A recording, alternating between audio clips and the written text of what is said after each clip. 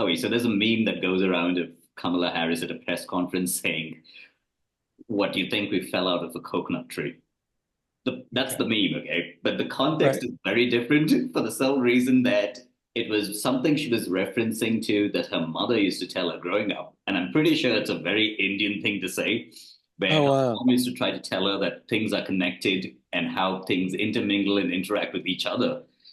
What Right. the phrase is basically like, you don't live in a silo. You didn't fall out of a coconut tree. You were born and you're connected to society. That's the whole Right. context.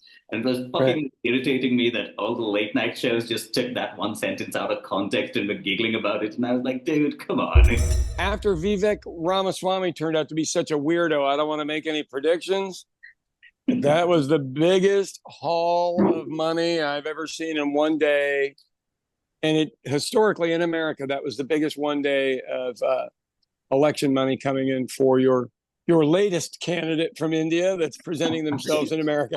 I like that it's a string of weird candidates that we talk about of Indian origin every other week. I know. So here's a question I have for you, and I really do mean this. In Mhm. America, she is referred to as the African American or Black candidate. Does Yeah. that bother you that she's half Indian and nobody ever mentions you guys? Not really. I'm pretty sure there are like news channels doing wall to wall coverage about where her parents lived in India and all of that for Oh, the yeah. population here. Right. So it works out, I guess.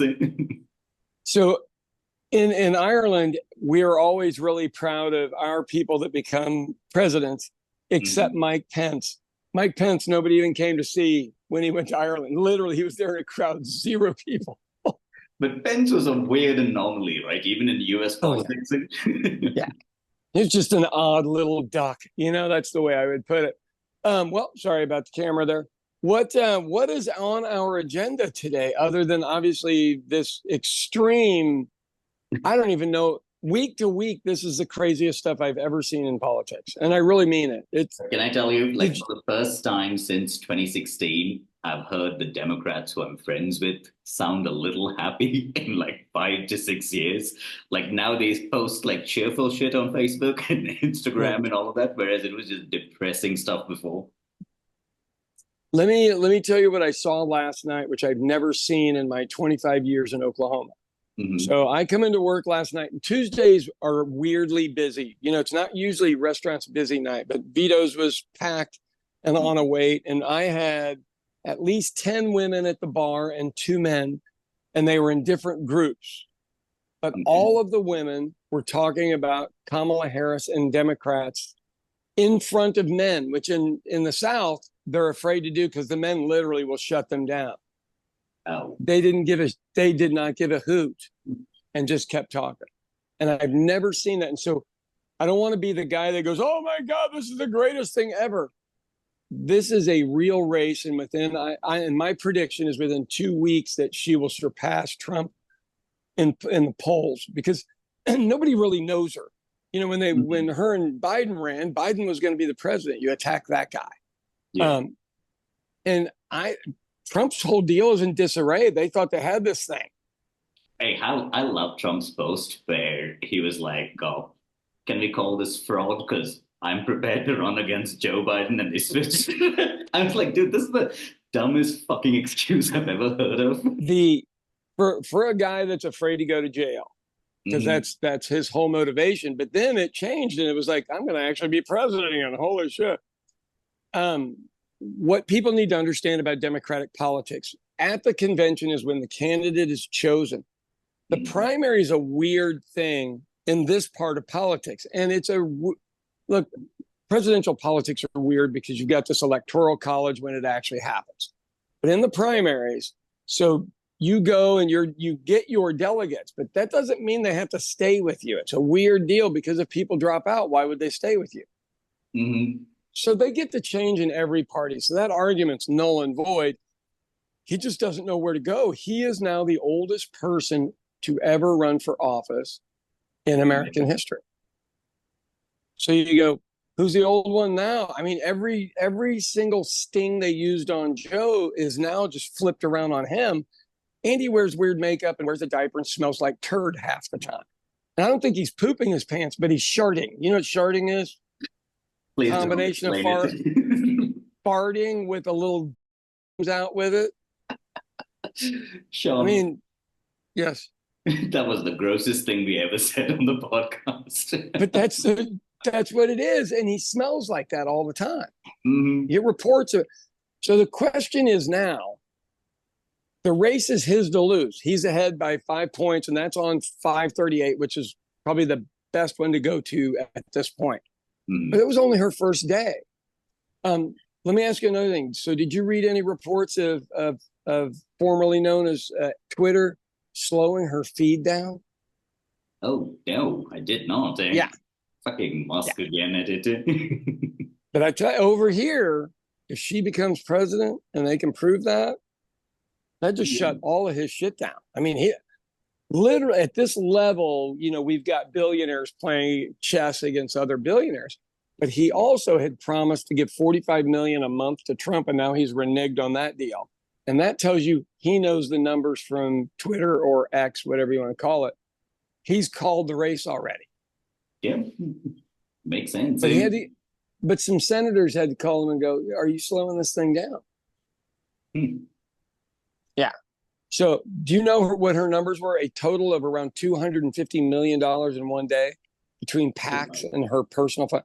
No one has ever touched anything near this amount. I know. Like the last time I heard somebody brag about it was probably one of Obama's fundraisers where they came close to like 100 million. That was years ago.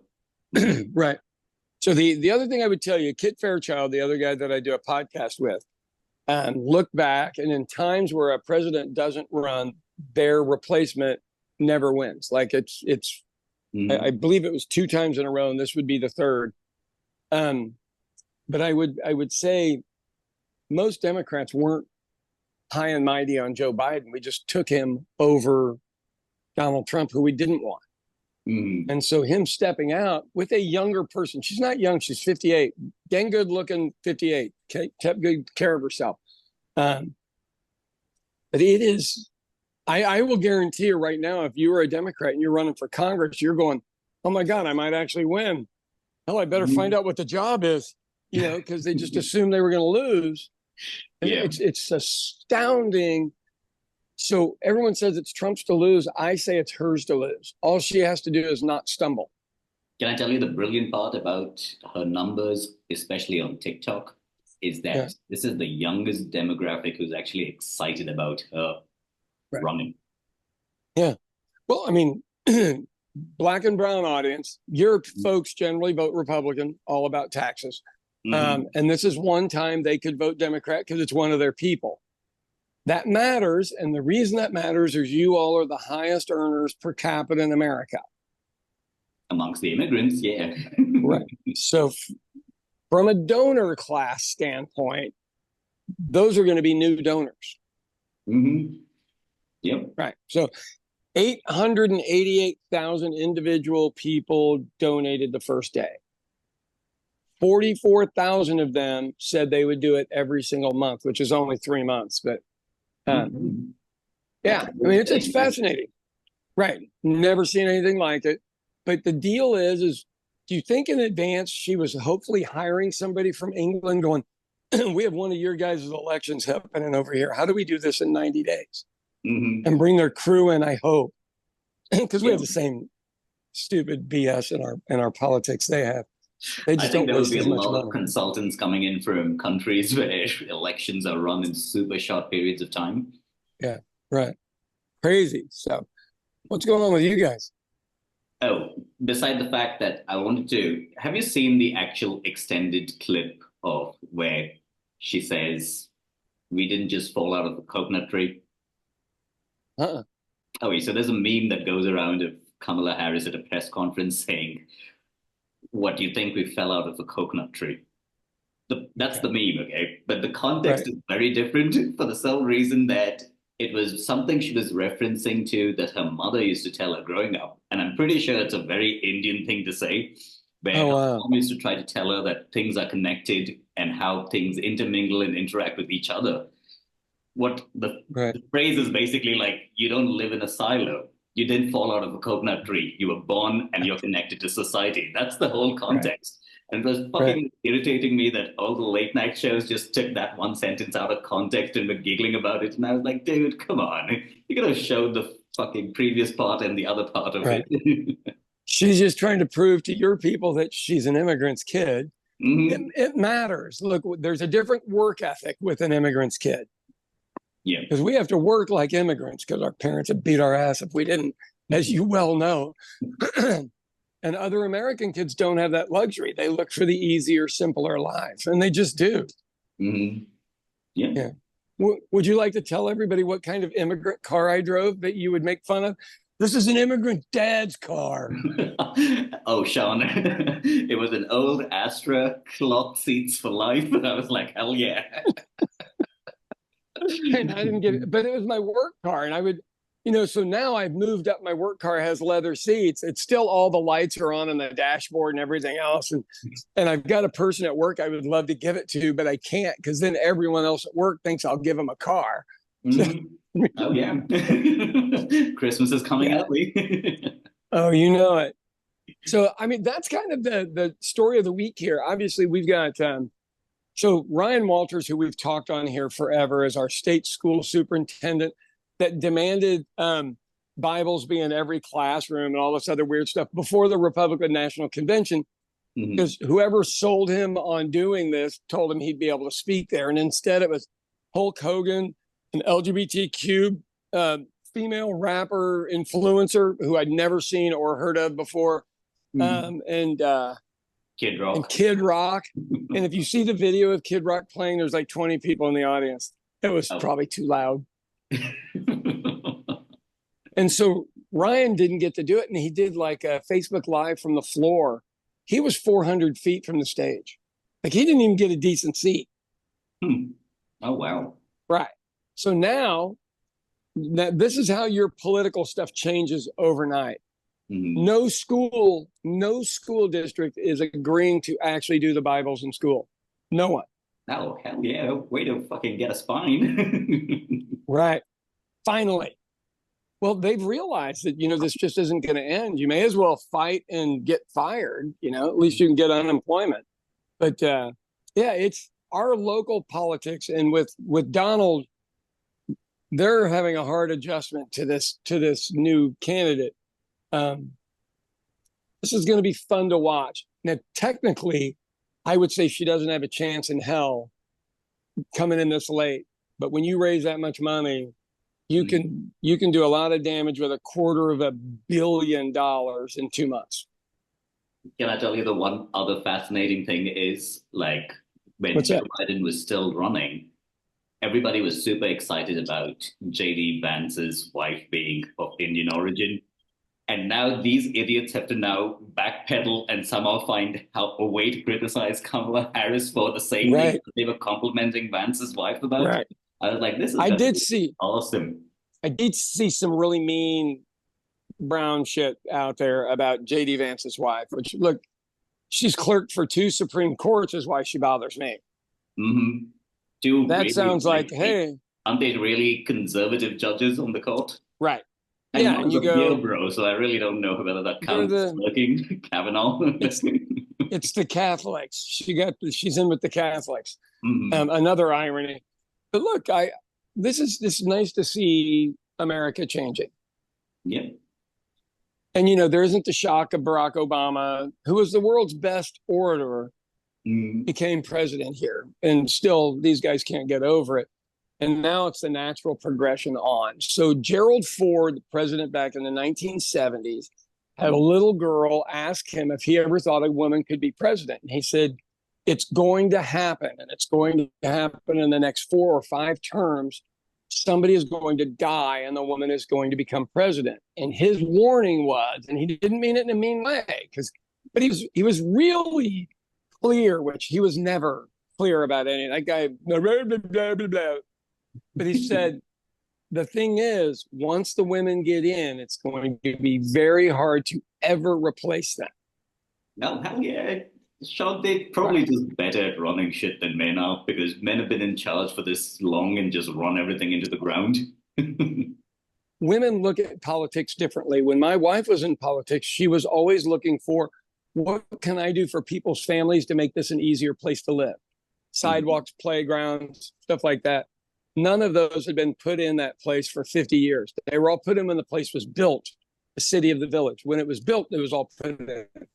Nothing had been done since then. And it took a female mayor to make all that come together.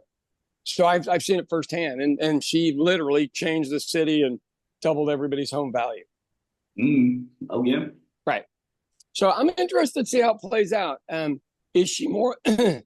I don't get the negative feedback that we got when Hillary ran, because nobody liked Hillary.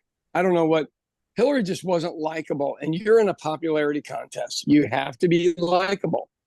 And the problem is that also she was a very unrelatable in the sense where she came across as too corporate, like bought and sold by Goldman Sachs type. Yeah, I know. Sucks, doesn't it? So it's gonna be fascinating. Your people are in either way. You got your people in. They're either a spouse of a VP or the president. So good job. At 1.45 billion, whatever we are, we should be able to do this, right? It's like that old. You think so? It's like that old Louis C.K. joke where he's like, "I hope everybody is happy in the audience when he walks on," and he's like, "Actually, everybody isn't happy and in the audience because most people are in China." That is how it is. That's a solid joke. That is a solid joke. Well, what else is going on here? I really don't have any other stuff. So the lady from California, Amy Scott, that is filming a documentary essentially, or a feature film about the crazy stuff with our school system in Oklahoma, was in the restaurant last night. They're the crew that followed me around when I was handing out checks on the school lunch deal. I just want to cover this real quick, and I know very few people understand it. Sean, I paid off school. Just 1 second. Someone's at the door. Never mind. Did you get it? Just Amazon. Never mind. There you go. So in the state of Oklahoma, we had children that ended up with student debt at the end of the year by either not having money to pay for lunches. Unlike most European countries, we charge them unless they fill out paperwork that they're poor enough, then they get it for free. So I went around and paid off $100,000 worth of school lunches here. Since that happened, the federal government dropped the number from 40% to 25% of poverty level to be able to just have everybody get free breakfast and lunch. So you don't have to mess with it at all, do the paperwork or anything else. Every kid that's hungry gets food. Now, next we need to work on the quality of the food. Opposite of what we just did, Sean, where we changed the definition of poverty so most people don't fall under that category anymore. I like that one country, like, it's that normal saying, right? Like, time tries to push you forward, but the past just keeps holding you back. I am so sorry to hear that. Well, here, so there are two huge districts that were already getting free lunch, Tulsa and Oklahoma City, approximately 70,000 kids. A bunch of these small districts, and not necessarily because we were there, but because we brought it to the forefront, have now signed up. So there's 38,000 more kids that are going to get breakfast and lunch this year than did last year, mostly tied into what we did. Isn't that crazy? Oh, wow. That is amazing. Right. And so we had a couple of districts that didn't sign up that could qualify.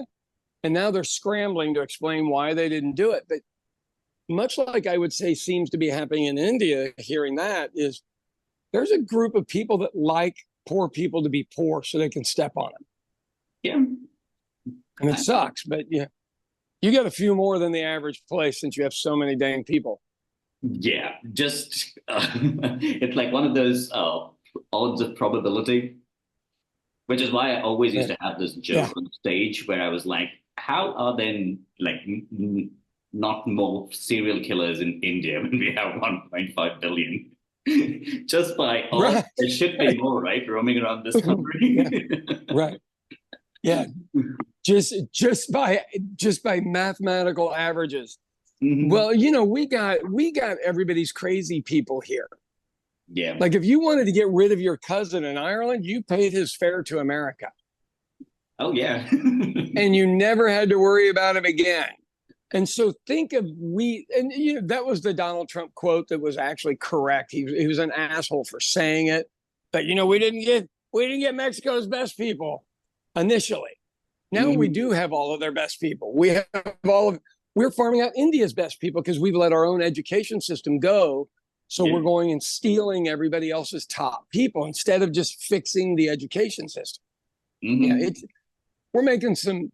We sound like England. We're just way bigger, and as we mature as a country, we're making all the same stupid mistakes instead of just. They were just four little places that they had to wrangle. I guess wrangle is the wrong word to use, especially with Ireland and Scotland involved. But this was like 50 states. You need to catch them and drag them kicking and screaming in the same direction, which is way harder. Yeah. And down in the southern parts of the United States, the reason you hear about God, the Bible, and all this other stuff in school, which is against our Constitution, we know you're not supposed to do it, is that's the sell down here. You know, poor people stay poor down here. So there's really no hope. The only hope is through whatever your version of God is or your church's version, because we've got some strange churches down here. Here, it's can I tell you, like, the weird change here is where everything is becoming more of a Silicon Valley type vibe, where everybody wants to be the owner or the founder of a startup. And it's fucking weird that they didn't, like, back in 2014, when I used to do that for a living, it hadn't yet been here. So they were all confused as to, if anyone asked them, what you did? Like, I have no idea what he does. He does something in the US. Whereas now these guys have all do jobs that I used to hold in the past. And I was like, oh wow, this is so cool. But it's also weird. Well, I mean, everybody wants to be a tech bro. And I'm like, knock that off. It's awesome. And whoever thought that would become a big thing? But, you know, look, all you have to have is one hit. It's all you have to have is one hit. Yeah. But the challenge is, so if you lived in America and you had a kid that went to Cassidy, you look at the kids that come back from spring break and see what they are now wearing, because it changed over spring break, find out where that stuff is and import it. And, you know, we have friends of ours, as you well know, that do that and then bring in those hot items. And then by the time it gets to everybody else by the end of summer, you've made your money, sold your stock, and you're on to the next item, getting ready for school. There's a market for that. I don't understand the tech behind it. But, you know, how many apps have you discussed with me? 500 over the year. What do you think about this one? I'm like, I don't even know what that means. You know, and you'd explain to me, well, it's based off of this, and this is what we put into the platform. It does this, and you go, okay. I still think your version of Angie's List was your better one, which had the different workers to come to your house, because everybody needs that. Because I own an Irish pub, and I still can't find people to show up to work to do stuff at my house that are qualified. That's why, Sean, use rabbelhome.com. That's the name of the product. There you go. Cheap ass I am. Take it while you can. Hey, look up the Elon Musk and Twitter slowing down her feed, because, man, I tell you what, he better hope to God she doesn't win if that's true. Oh, yeah. He's going to get it. Woo!